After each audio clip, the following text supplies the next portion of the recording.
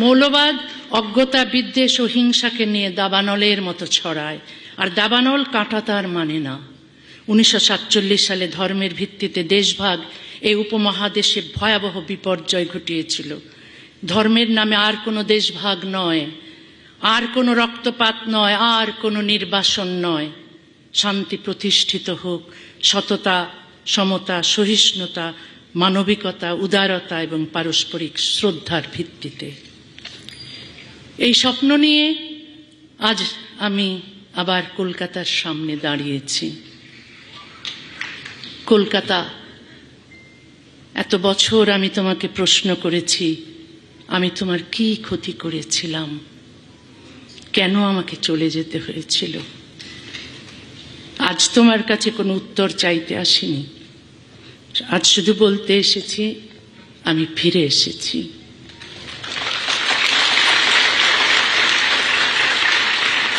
আমার চোখে জল আছে, মনে অভিমান আছে, কিন্তু দুই হাত ভরা ভালোবাসাও আছে। কারণ যে শহর আমাকে কাঁদিয়েছে সেই শহরই আমাকে স্বপ্ন দেখিয়েছে।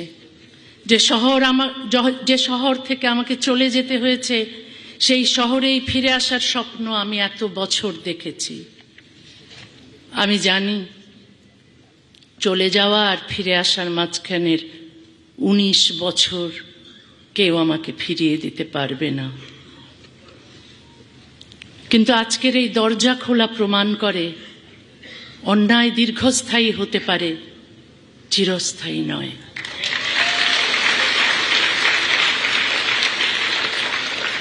আমার কলকাতায় ফেরা শুধু আমার ব্যক্তিগত আনন্দ নয়, এটি নির্বাসন ও নিষেধাজ্ঞার বিরুদ্ধে বাক স্বাধীনতা, মুক্ত চিন্তা এবং মানুষের ভালোবাসার একটি জয়।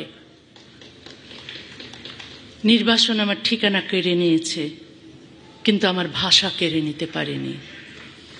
আমার ঘর কেড়ে নিয়েছে, কিন্তু ঘরে ফেরার আকাঙ্ক্ষা কেড়ে নিতে পারেনি।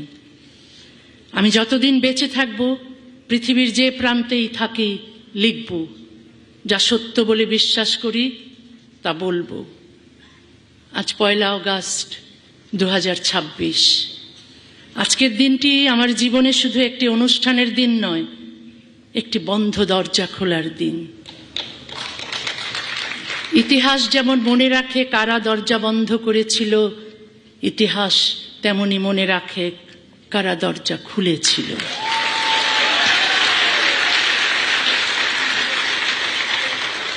সবাইকে আমার ভালোবাসা, সবাইকে আমার গভীর কৃতজ্ঞতা। ধন্যবাদ পশ্চিমবঙ্গ, ধন্যবাদ কলকাতা। আজ তুমি আমাকে শুধু তোমার শহরে ফিরতে দাওনি, আমাকে আমার হারিয়ে যাওয়া জীবনের কাছে ফিরিয়ে দিয়েছ। আজ আবার আমি বলতে পারি, শেষ পর্যন্ত কোনো মানচিত্র নয়, মানুষের ভালোবাসাই আমার দেশ। নমস্কার।